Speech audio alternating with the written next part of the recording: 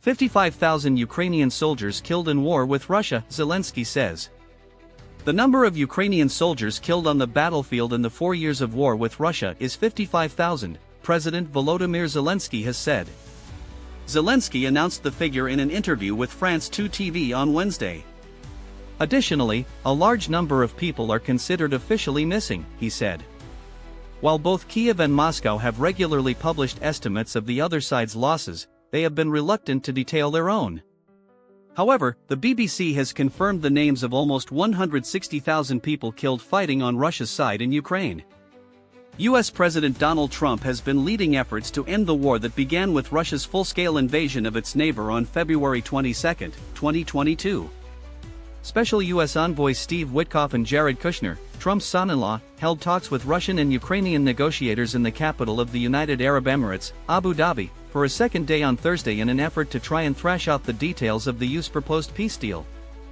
It was the second such trilateral meeting and the talks had been detailed and productive, Steve Witkoff wrote on X, but significant work remains. The most difficult issue is territory, with Russia demanding that Ukraine cedes the rest of the eastern industrial region of Donbass that Moscow does not currently control. Trump often says thousands of Ukrainians and Russians die unnecessarily every week. Western intelligence agencies also publish estimates, which are impossible to verify.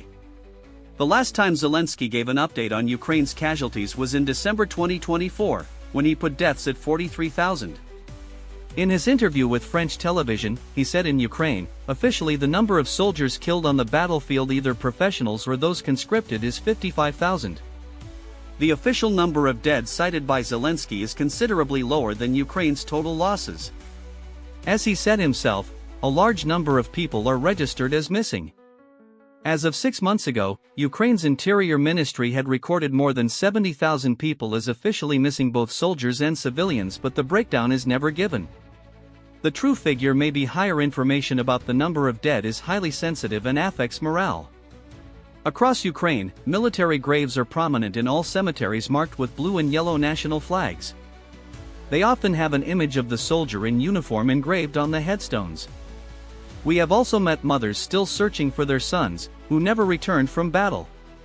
Often, they cling to hope that the men are prisoners of war, captured and held in Russia somewhere but not on any official lists. Access to Russian prisons for organizations like the Red Cross is highly restricted. The alternative is that the missing men have been killed and their bodies not recovered from territory now controlled by Russia, or that their remains have not yet been identified using DNA testing. Every so often, the two countries arrange an exchange of bodies in addition to swapping prisoners of war, but there has been nothing at all since last August. Another agreement on swapping prisoners was reached in the Abu Dhabi talks, Witkoff announced. It involved the exchange of 314 prisoners, the first such exchange in 5 months, he said. While significant work remains, steps like this demonstrate that sustained diplomatic engagement is delivering tangible results and advancing efforts to end the war in Ukraine, Witkoff added. The talks began as Russia renewed attacks on Ukraine after a week-long pause that Trump had asked Vladimir Putin to observe as a fierce cold swept Ukraine. It has been targeting the country's energy sector, leaving thousands without power and heating as temperatures dropped to 20 C4F. The New START treaty has limited the number of deployed strategic nuclear warheads for both countries.